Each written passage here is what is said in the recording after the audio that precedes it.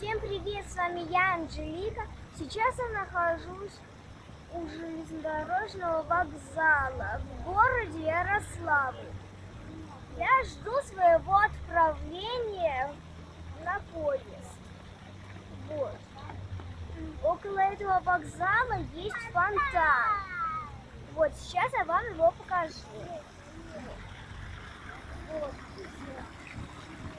Я первый раз здесь и очень волновалась, когда я ехала сюда.